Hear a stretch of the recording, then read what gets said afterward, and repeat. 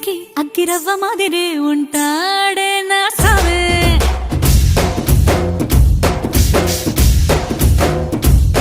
మెత్తాని పత్తి పువ్వుల మరే సంటో